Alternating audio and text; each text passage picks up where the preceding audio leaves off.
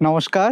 আজকে আপনাদের জন্য আরও একটা বারোমাসি জাত নিয়ে এসেছি, রিভিউ দেব।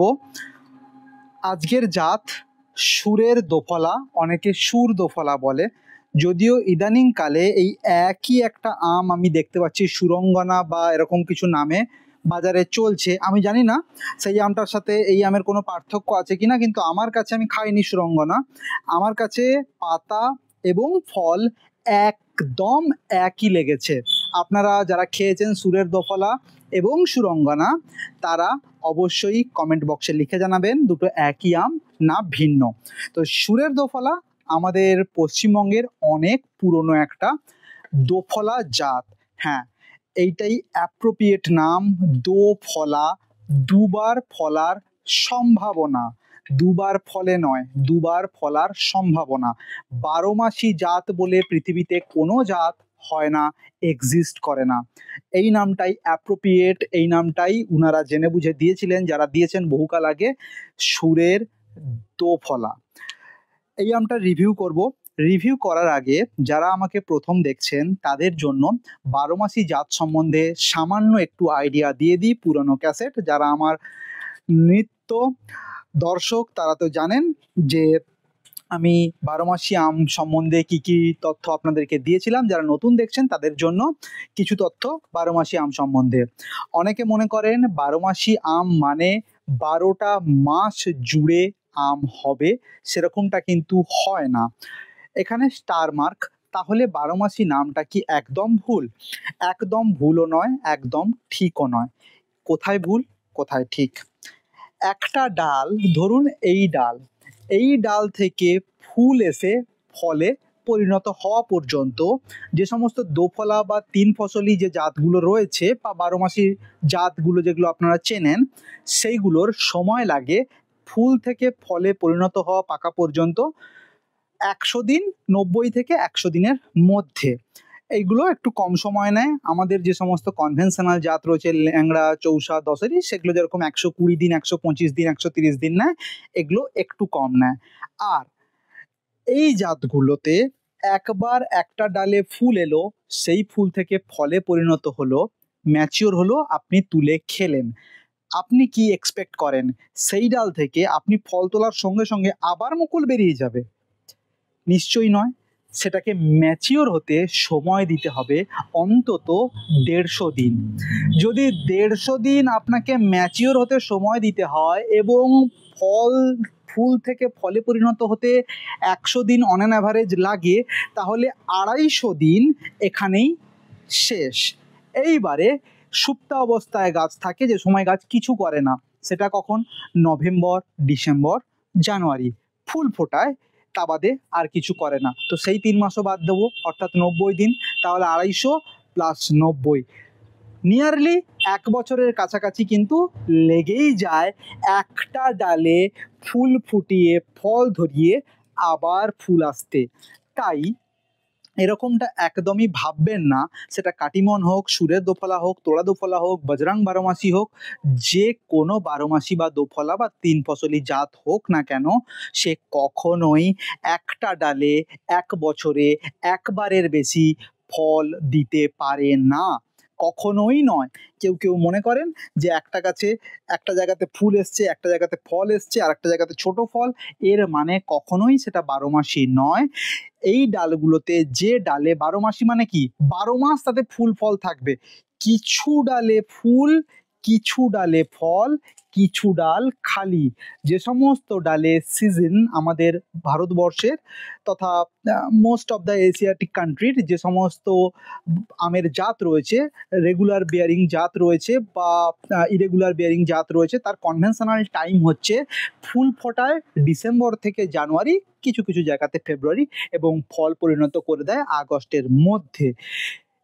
তাই এই সমস্ত জাতগুলো তারপরে কিছুটা গ্রোথ দেখায় এবং তারপরে শীত ঘুমে যায় এবং তারপরে ফুল ফোটায়। এই সাইকেলটা কন্টিনিউ হয়।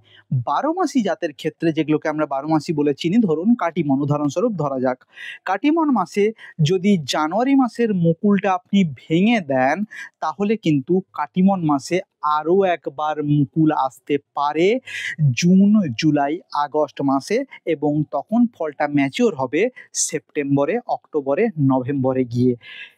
সাধারণ কনভেনশনাল জাত ল্যাংড়া চৌসার মুকুল যদি আপনি ভেঙে দেন তাহলে কিন্তু আর তাতে মুকুল বেরোবে না, সেটাতে পাতা বেরিয়ে যাবে। হ্যাঁ, মুকুল ছোট আছে সেই অবস্থায় ভেঙে দিলেন, সাইড থেকে আর একটু মুকুল বেরিয়ে গেল, সেটা ওই 1 সপ্তাহ 15 দিনের মধ্যে। কিন্তু মুকুল ভেঙে দিলেন ল্যাংড়াতে, আপনি এক্সপেক্ট করতে পারেন না যে ল্যাংড়াতে আবার আগস্ট সেপ্টেম্বরে মুকুল আসে। কিন্তু 12 মাসি জাত বলে আমরা যেগুলো চিনি সেগুলোতে কিন্তু এই প্রবণতা দেখা যায়, এবং চাষিরা এই প্রবণতাটা বা এই ফেনোমেনাটাকে কাজে লাগিয়েই উপকৃত হন, লাভবান হন। কি করে? কাটিমন মাসে বা এই সুরের দোফলাতে ভাস চারাতে জানুয়ারি ফেব্রুয়ারি মাসে যদি মুকুল আসে, সেই মুকুলগুলো ওনারা ভেঙে দেন এবং পুনরায় সেই গাছগুলোতে মুকুল আসে আগস্টে, সেপ্টেম্বরে। সেই আমগুলো কিন্তু নভেম্বর ডিসেম্বর নাগাদ পাকে বা কাঁচা অবস্থাতেও প্রচুর মূল্যে বিক্রি করা যায় এবং চাষিরা যথেষ্ট লাভবান হন। তো 12 মাসি আমের কনসেপ্ট এটাই যে একটা ডালে এক বছরে একবারের বেশি কোনো পৃথিবীর কোনো আম গাছে ফুল আসতে পারে না। কিছু গাছে এখন ফল এলো, ফুল এলো কিছু ডালে, আর কিছু ডালে আবার আগস্ট সেপ্টেম্বরে ন্যাচারালি এলো। কিছু কিছু পদ্ধতি আছে যেটাতে অফ সিজনে আম ফ্লাওয়ার ইনডিউস করা যায়। পটেড গাছে, মাটির গাছে নয়, পটেড গাছে সেরকম প্রোডাক্ট হচ্ছে পটাশিয়াম নাইট্রেট 13-0-45। তো সেই নিয়ে আমি অন্যদিন ভিডিও করব। তো এখন আপনাদেরকে আমি রিভিউ দেব সুরের দোফলা।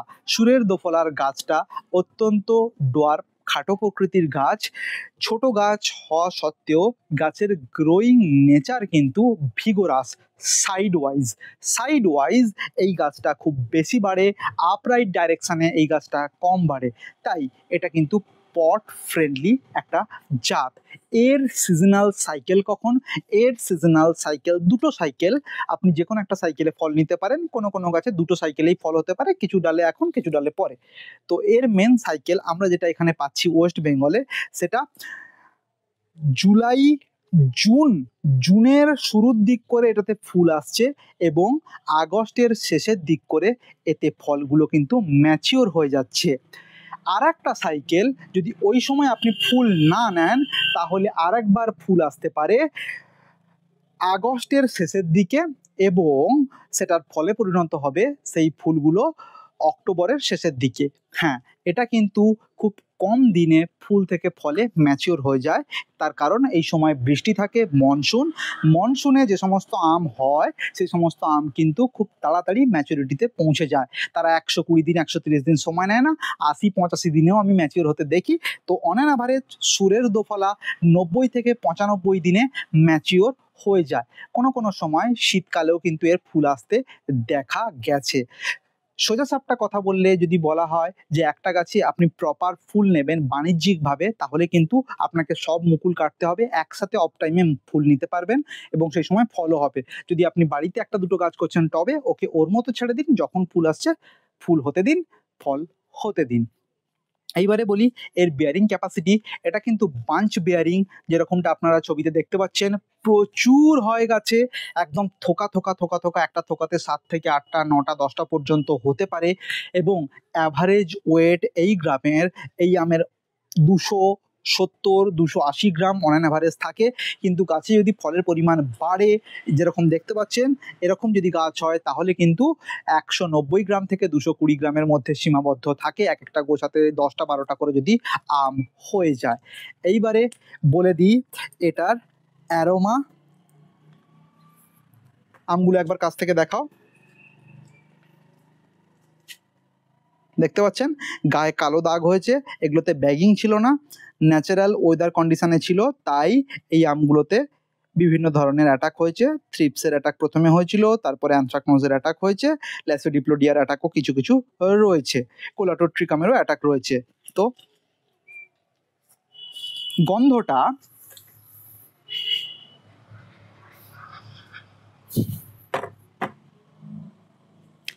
খুব একটা স্ট্রং অ্যারোমা নেই, কিন্তু অ্যারোমার ধরনটা অনেকটা 60-70% ল্যাংড়ার মতো।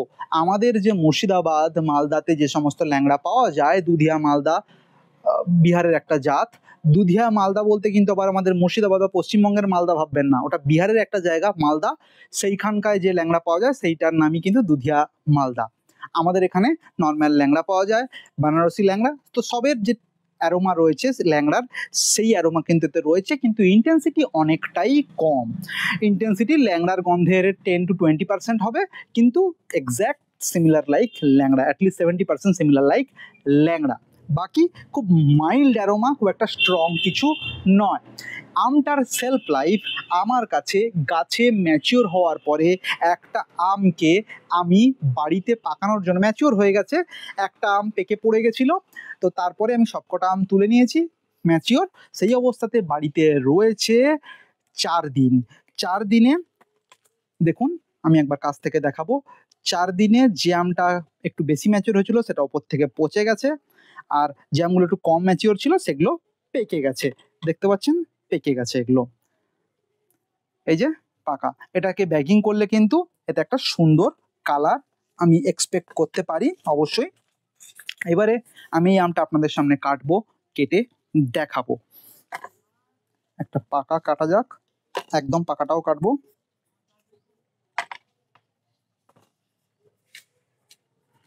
এটা কাটা যাক, কাছ থেকে দেখাও। একটা কিন্তু নাক আছে, না হলে এই নাকটা না থাকলে পুরো ল্যাংড়া লাগতো আমটাকে দেখতে। এই নাকটার জন্যই ল্যাংড়ার সিডলিং হতে পারে। দেখুন খুব সুন্দর একটা কালার রয়েছে, অরেঞ্জ কালারের একটা ভাব রয়েছে, orange to light yellow colour, বেশিরভাগটাই অরেঞ্জ বলতে পারি। জেলি সিড ফর্মেশন শুরু হয়ে গেছে। কিপিং কোয়ালিটি মনসুনের আমের 3 থেকে 4 দিন 5 দিন ফুল ম্যাচিওর অবস্থাতে, তার বেশি আপনি এক্সপেক্ট করতে পারেন না, কখনোই নয়। আমি আমটাকে আগে অ্যারোমা, তারপরে টেস্ট, টিএসএস।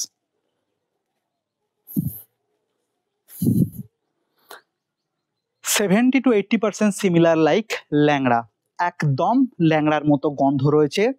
ইন্টেন্সিটি একটু কম, কিন্তু একদম ল্যাংড়া। তো এর স্বাদ বা মিষ্টতা যদি একটু কমও হয় তাহলে আমি মেনে নেবো, কারণ ল্যাংড়া আমার খুব ফেভারিট একটা আম। টিএসএস দেখে নেওয়া যাক। টিএসএস বেশি আমরা এক্সপেক্ট করতে পারি না, কারণ এই সময় রসস্ফীতির জন্য সমস্ত ফলের টিএসএস কমে যায়।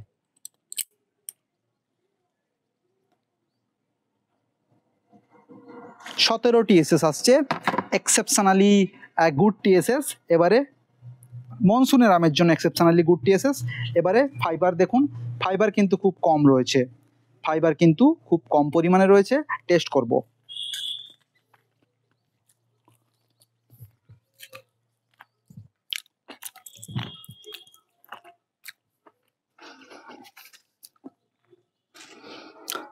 আঁশ রয়েছে সামান্য, একটু শক্ত ফাইবার রয়েছে। চোখ বন্ধ করে যদি কাউকে দেওয়া হয়, সে ভাববে একটা অপরিণত ল্যাংড়া এবং হিমসাগরের মিক্স কোনো আম তাকে খাওয়ানো হলো।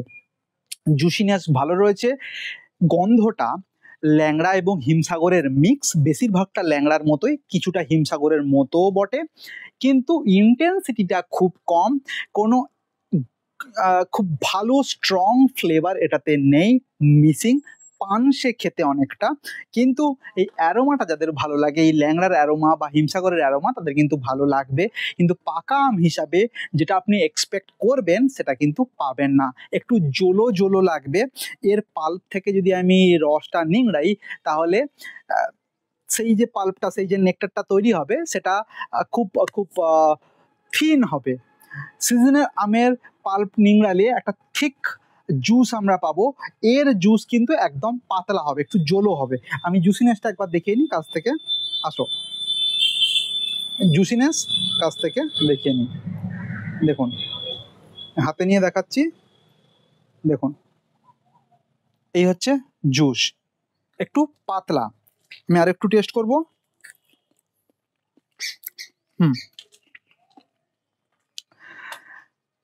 17 টিএসএস পেলেও এর টিএসএস এর অনুভূতি 13 থেকে 14 মতোই, তার বেশি কিন্তু নয়। 13 থেকে 14 মতো। একটা মোসাম্বি লেবুতে যেরকম মিষ্টি থাকে ঠিক সেরকম মিষ্টিটাতে রয়েছে। জুসিনেস ঠিকঠাক। পাল্প কোয়ালিটিতে বলে দিই, কচকচে টাইপের পাল্প, না তো স্মুথ না তো ফার্ম, কচকচে টাইপের পাল্প, ইন্টারমিডিয়েট। সেই কচকচে পাল্প হওয়ার জন্য এই আমটা কাঁচায় খাওয়াটাই বেশি শ্রেয় বলে আমার মনে হয়। পাকিয়ে খাওয়ার আম এটা একদমই নয়, কাঁচা অবস্থায় খান। যদি আমাকে বলেন দাদা এটাকে ভাস্তারার থেকে এগিয়ে রাখবেন না পেছাবেন, দেখুন ভাস্তারা ধরন ভালো, ভাস্তারার গ্রোথ ভালো, ভাস্তারার কিপিং কোয়ালিটি এর থেকে ভালো, তাই ভাস্তারাকে এর থেকে আমি একটু এগিয়ে রাখবো। এবং মিষ্টতার যে অনুভূতি সেটাও কিন্তু পাকা অবস্থায় ভাস্তারার এটার থেকে একটু ভালো। ভাস্তারা অর্থাৎ সাদা পুনাই বাংলাদেশে চেনেন, বা পুনাই বা সদাবাহার নামে যে আমটা এসছে সে একই আম ভাস্তারা। তো আমি ভাস্তারাকে এর থেকে একটু এগিয়ে রাখবো। কাটিমন এখনো পর্যন্ত 12 মাসি জাতের মধ্যে সর্বশ্রেষ্ঠ জাত। আমি অফ সিজনে কাটিমন কেমন খেতে হয় তা নিয়ে একটা অবশ্যই ভিডিও করব। এই আমটা কাঁচা মিঠা কিনা জানার জন্য আমি একটা কাঁচা আম কাটবো, যে কাঁচা মিঠা কিনা। এটাও কাঁচা নয়, এটাও প্রায় পেকে গেছে। এই যে দেখুন, এই অবস্থাতে আমি আমটাকে টেস্ট করব।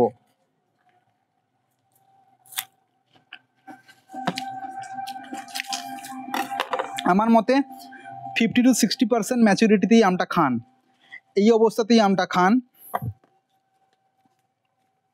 এই অবস্থার থেকে এই অবস্থার টেস্ট বেশি ভালো, তার কারণ এইটা টক মিষ্টি ফ্লেভার পাবেন, এটাতে জলো জলো ভাব চলে আসছে, এটাতে কিন্তু জলো জলো ভাব নেই।